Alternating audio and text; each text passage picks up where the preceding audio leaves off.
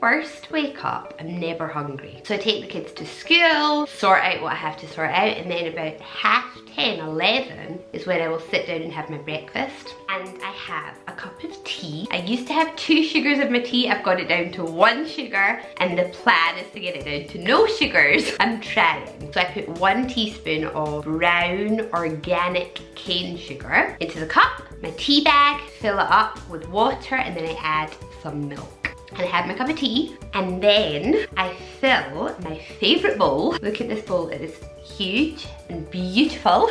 I bought it in Costco and I love it. And I fill it with whatever fruit I have in the fridge. Every week I'll buy loads of assorted organic fruit. I like mango, Granny Smith apple, satsumas, strawberries, blueberries, pineapple, and that's about it. So I will fill the bowl, and then on top of the bowl, I'll put porridge. I buy the big fat oats, and I add just a little bit of water and just a little bit of milk so that the oats don't get too liquidy and mushy, so that they're nice and chewy. I add a teaspoon of organic honey, and that just makes it really like sweet and yummy. And I pour that over my fruit. And I eat the oatmeal with the fruit, and it's really delicious. Then at lunch, I have a salad. In my salad, I put organic lettuce, organic baby cherry tomatoes. They are so good. They have like a little sweet sour taste to them. Amazing. Half an avocado, chopped red onion, green olives, salt, olive oil, and apple cider vinegar. And then I mush it all together. I get my hand and I like mush it all. And the avocado mixes with the olive oil and it goes all creamy. You just end up getting like this creamy sauce over your salad. And then once I've got that, I add nutritional yeast. I sprinkle that over the top. And then I add some kind of hot protein. So some hot shredded chicken or some hot steak chopped into little pieces. Or another thing that I like to do is get chickpeas and I roast them in the oven, and they are delicious.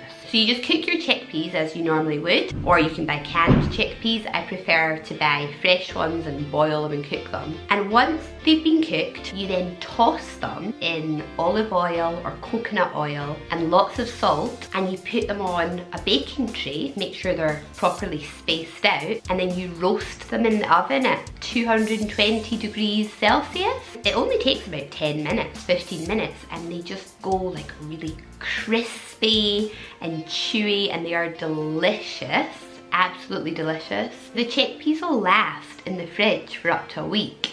So I'll make a huge big batch and then eat some of them as soon as they come out of the oven, and then I'll put some of them in the fridge. If they're in the fridge, I'll just like reheat them in the microwave so that they're nice and hot and sprinkle them over my salad. And recently I've been doing the same thing with lots of different kinds of beans. So I bought these big white beans and I did the same with them. Like tossed them in oil, added loads of salt, roasted them in the oven, and they turned out absolutely delicious. And then I bought these ones called azuki beans, and I did it with them as well. This works with any kind of beans.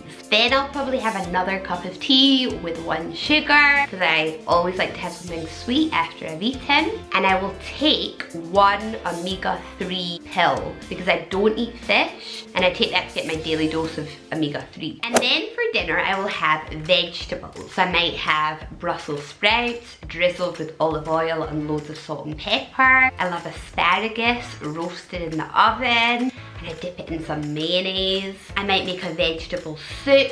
One vegetable soup that is amazing. My brother told me about it and I love it. I make it by getting a whole cauliflower, a big bunch of kale, an entire bulb of garlic, crushed, 1 chopped onion, water, stock cube, you can use chicken stock cube or you can use vegetable stock cube, salt and pepper, and I boil it all away, and it is the most delicious kale and cauliflower soup ever. I think the secret is to putting like a ridiculous amount of garlic in it, and it's just something to do with the garlic and the cauliflower together. It just tastes amazing. So I might have a big bowl of that soup or any other vegetable soup, and then I have another cup of tea. And then once every 3 days or once every 4 days, I will have a fried egg, fried in olive oil, and I will get half the eggshell and I will crush up the eggshell and sprinkle that into the olive oil, and the olive oil fries the eggshell and makes it all crispy. And then I'll get some bread and I will dip the bread into the egg, but also scoop up the eggshell and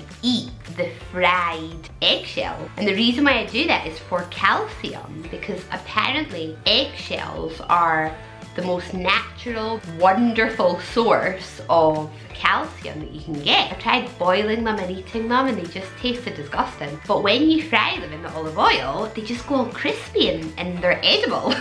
Especially with some like crusty bread. You put them on some crusty bread and you just kind of mix them with the crusty bread in the olive oil and it tastes really yummy. So I do that every 3 to 4 days to try and just get like a good source of calcium. And then that should be it. I should stop there. If I only ate that, I would be a lot thinner than I am and a lot healthier than I am. But I can never seem to stop there, and I always end up having a few squares of chocolate or a slice of chocolate cake. I love the chocolate that you can buy in IKEA, Galaxy chocolate, Teddy's chocolate orange. I love Ritter Sport, you can buy that in Aldi. And I know the answer is just don't buy it.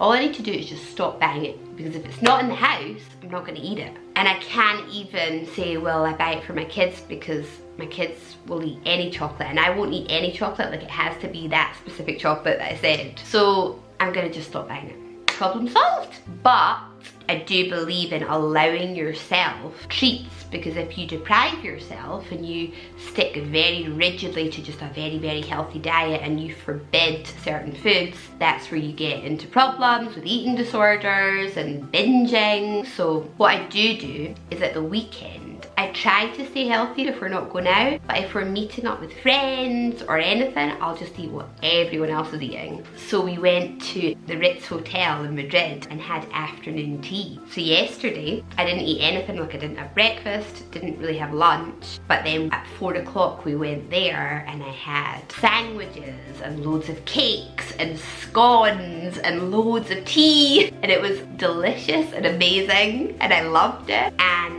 I'm not going to feel bad about that. You have to treat yourself and you have to eat all the forbidden foods, because if you don't, or at least in my case, if I don't, then I just start fantasizing about them and just want to eat them all at once. It's very important for me to like allow myself cake and chocolate, but to at the same time try to be really healthy and make sure I eat all my healthy foods that are gonna nourish my body. Ever since I started eating like this 8 months ago, I've managed to get rid of an autoimmune disease that I had, or at least suppress it. Like, maybe I'll have this autoimmune disease for the rest of my life, but I have no symptoms at all. It's not giving me any grief, and I think that's all thanks to changing my diet and eating organic, healthy, good food. So that's what I eat almost every day. I hope I've inspired you to eat healthy. Thank you very much for watching this video. I hope you enjoyed it, and I'll see you on the next one.